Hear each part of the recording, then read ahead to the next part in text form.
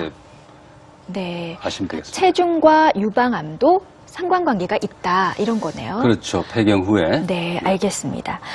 유방암에 대한 오해와 진실, 고기나 기름기를 많이 먹으면 유방암 발생이나 재발이 증가한다. 약간 논란이 있을 부분인데요. 네. 우리가 그 유방암의 원인 중에 하나로 고칼로리, 고지방 이런 그 시기를 이제 꼽고 있는데 네. 특히 이제 이런 선진국형의 어떤 그 시기는 대장암 또 남자의 전립선암도 높이죠. 네. 그렇기 때문에 실제로 이러한 그 고칼로리의 영양소를 드는 것은 일부 높일 수는 있겠죠. 아, 그렇군요. 근데 몸에 에너지를 쓰기 위해서는 일정 부분의 육류 섭취는 필요하잖아요. 그렇기 때문에 이제 실제로 우리 그 환자분들이나 어떤 분들은 아예 고기를 안 먹는 분이 있어요. 네. 그래서 그것은 이제 잘못된 것이겠죠. 네. 우리가 이제 대개 한 25% 혹은 30% 식단에 그 이런 육류를 섭취를 해야지 네. 우리 올바른 영양소를 공급할 수 있고 네. 또 암세포는 만약에 그런 영양소가 적절히 공급되지 않으면 우리 인체에 또 영양소를 쓰기 때문에 또 더 쇠약해지게 되겠죠. 그래서 그런 부분은 우리가 전혀 그 채식만 해야 된다 이런 얘기는 아니고 네. 적절한 좋은 그 칼로리가 낮은 육류를 섭취하는 것은 바람직하겠죠. 네, 알겠습니다. 유방암에 대한 오해와 진실, 항암제 치료나 방사선 치료를 받는 중에는 성생활이 불가능하다. 불가능하지는 않고 우리가 여러 가지 그런 그 성욕이나 성기능 자체에 영향을 주지 않고 우리가 항암 중에는 이렇게 그 좀 신체적인 어떤 손상을 줄 수가 있기 때문에 그런 얘기를 하는 수가 있는데 실제로 이런 그 성활동은 뭐 굳이 억제할 필요는 없다 이렇게 보면 되겠습니다. 네, 그럼 요거 한번 여쭤볼게요. 그 아무래도 에스트로겐과 유방암은 깊은 관련이 있다 보니 그렇죠. 에스트로겐을 억제하는 치료를 받다 보면 임신과 출산에는 좀 무리가 있지 않을까 하는 걱정이 되거든요. 어떻습니까? 네, 맞습니다. 그 에스트로겐에 대응하는 항에스트로겐이라는 것은 에스트로겐의 작용을 억제하죠. 그것은 일반적인 어떤 임신, 출산을 이제 막게 되고 네. 이제 다만 그것이 이제 영구적으로 갈 것이냐 안 갈 것이냐 이제 이런 것이 문제가 되는데 우리가 통상적으로 쓰는 호르몬제로서는 그렇게 크게 불임을 유발하지는 않는 것 같고. 아, 그래요? 그러나 그 약을 복용 중에 아기를 가진다 그러면 이제 기형이나 이런 것을 유발할 수 있겠죠. 그래서 그 임신과 관련해서는 약을 복용하지 못하게 하고 네. 또 특히 이제 우리가 약을 복용하고 나서도 그 안전기간을 우리가 잘 측정해서 그걸 네. 이제 산부인과 선생님들이 잘 판단해서 기능이 정상으로 됐을 때 이제 아기를 가지게 하고 또 우리가 이제 유방암에 걸린 분들은 대개 치료가 끝난 지 한 2년 정도 안전한 기간을 택해서 2년 후에 아가를 가지도록 이렇게 권하고 있죠. 아우, 다행이네요. 유방암 치료를 받아도 일정 기간 시간이 지나고 난 후에는 임신과 출산에 큰 문제는 없다 하셨으니 다행스럽게 여겨야 될 것 같습니다. 유방암에 대한 오해와 진실 만나보셨어요. 이제는 유방암을 어떻게 하면 예방할 수 있을지 이야기 나눠보고 싶은데요. 유방암에 대한 식이요법 한번 살펴보시죠. 화면으로 만나보세요. 네, 제가 선택한 5가지 그 극복하는 식이요법은 네. 첫째 이제 저지방 저칼로리라는 것은 비만을 좀 막자 하는 것이고요. 아까 얘기했던 그 부분과 네, 일맥상통하네요. 그렇죠. 그래서 우리가 이제 오메가3, 오메가9 이런 그 생선이나 올리브유 같은 것을 가급적 선택하게끔 하는 것이죠. 네.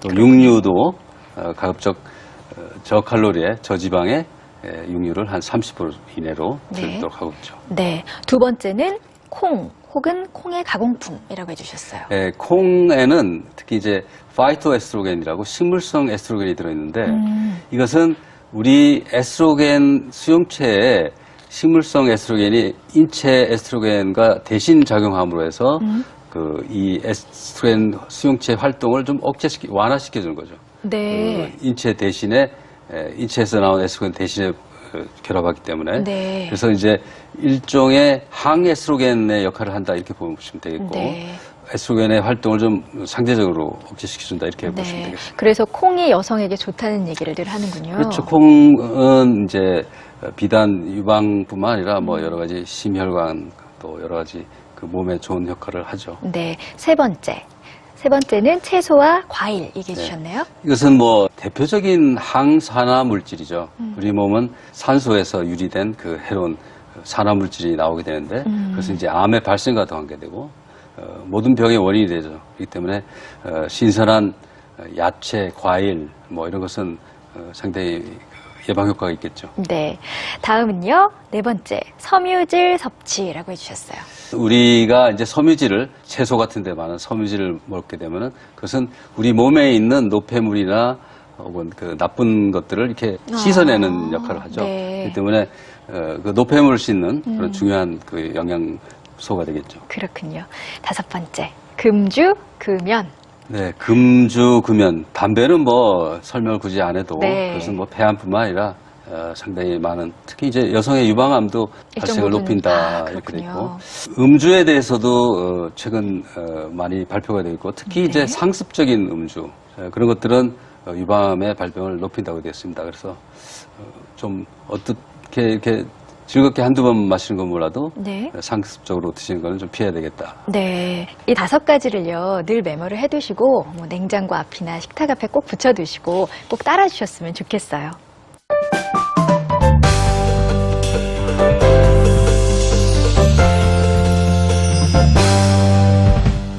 노도현 교수님께 궁금한 점 질문해 주세요. 요즘 젊은 여성 직장맘들도 유방암에 많이 걸린 걸 제 주변에서 봤거든요. 저도 진짜 첫 아이를 낳고 직장맘인데 네. 수술을 만약에 하게 되면 퇴원을 얼마 있다가 퇴원을 할 수 있는지 그리고 퇴원을 하고 나면 직장에 바로 복귀할 수 있는지도 좀 많이 궁금하거든요. 아, 그러게요. 예, 예. 궁금하네요, 정말. 네. 수술을 하게 되면은 요새 수술이 또 간단해져서 되게 한 3일, 5일 후에 이제 퇴원을 하게 되고 저게 이제 퇴원 즈음에서는 집중적으로 의사들이 그 출혈이 있는지 또 감염이 생기는지 이런 것들을 이제 체크하게 되는데 대부분 이제 그런 경우는 흔하지 않고 그리고 저는 그 직장에 복귀하는 것을 적극적으로 권하고 왜냐하면 직장 생활을 한다는 것은 하나 삶의 부분이기 때문에 삶에 그런 결손이 없도록 자기가 하고자 하고 하는 일을 계속 할 수 있도록 권하고 있죠. 네. 그 국내에서도 가장 권위 있는 유방암 전문의가 되셨고 또 환자들에게도 이렇게 사랑받는 의사가 되셨어요. 최종적인 꿈이 또 있으실까요? 꿈보다는 제가 이제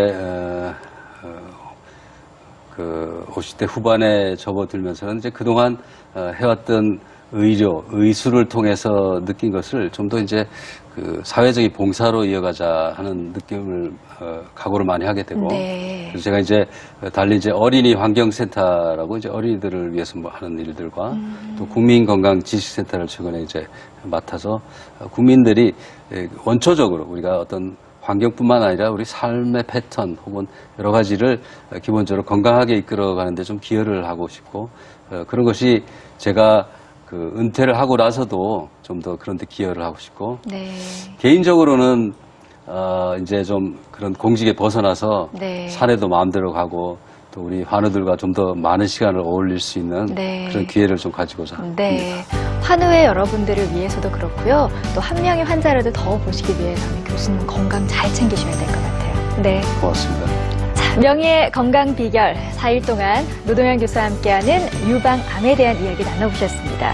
다음 시간에는 한국인을 위협하는 5대 암 또 다른 이야기가 계속되니까요. 주목해 주시길 바랄게요. 교수님 4일 동안 좋은 말씀 감사했습니다. 감사합니다.